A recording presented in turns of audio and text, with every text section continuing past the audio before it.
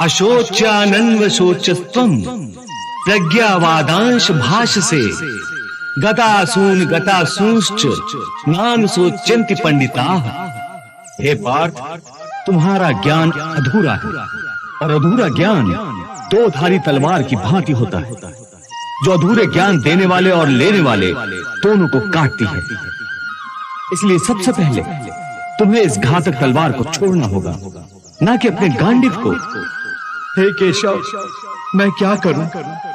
मेरा मन और मस्तिष्क उस धर्म कांटे की भांति डोल रहा है, जिसके दोनों पलड़ों में बराबर बराबर मात्रा में ज्ञान और अज्ञान दोनों रखा हुआ है।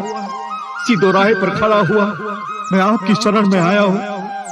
मुझे एक गुरु की भांति रास्ता दिखाओ। हे अर्जुन, तुम इस समय ना केवल इस युद्ध भूमि की मध्य रेखा पर खड़े हो, बल्कि तुम्हारी बुद्धि भी जीवन और मृत्यु की मध्य रेखा पर अटकी हुई है। इसलिए तुम अपने कर्तव्य और अपने धर्म से भाग रहे हो, परंतु अपने कर्तव्य से यूं मुंह मोड़ने से या इस युद्ध से विचलित होने से विधि का विधान नहीं बदलेगा, क्योंकि विधाता का निर्णय अटल और अचूक है।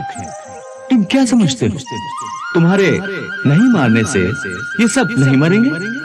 तुम इन्हें नहीं मारोगे तब भी ये मरेंगे, क्योंकि इनके प्रारब्ध ने इनकी मृत्यु का समय, दिन और क्षण तो पहले से ही निश्चित कर दिया है। उसी विधान के अनुसार मैं तो इन्हें पहले ही मार चुका हूं। तुम तो केवल माध्यम मात्र हो। तुम्हारे माध्यम से मैं इन सब का वध करना चाहता हूं। तुम इसे अपना कर्तव्य समझो या प्रारब्ध, तुम्हें इन सब का वध करना ही है। मैं क्या करूं मधुसूदन? अपने मन को कैसे मारूं? अपनी भावनाओं को अपने ही पैरों तले कैसे रौंद डालूं? बताओ मधुसूदन, मैं क्या करूं? हे पार्थ, धर्म के रास्ते से हटाने वाली भावनाओं का त्याग करो। भावनाओं के समुद्र में डोलने के बदले तैरना सीखो। अपनी निर्बलता का यूं प्रदर्शन करके तुम अपनी कीर्ति को नष्ट मत करो। एक वीर पुरुष के लिए उसकी कीर्ति का नष्ट होना उसकी मृत्यु के समान है।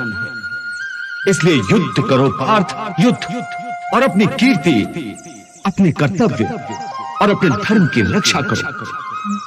अकीर्तिम चापि भूतानि कथयिष्यन्ति ते व्याम संभावितस्य चा कीर्तिर् मरणाद अतिरिच्यते। इस धर्म युद्ध में यदि तुम मारे भी गए तो तुम्हें वीर गति प्राप्त होगी। तुम मर कर भी अमर कहलाओगे। इसलिए युद्ध करो। हतो वा प्राप्स्यसि स्वर्गम जित्वा वा भोक्ष्यसे महीम तस्माद् उत्तिष्ठ कौन्तेय युद्धाय कृत निश्चय।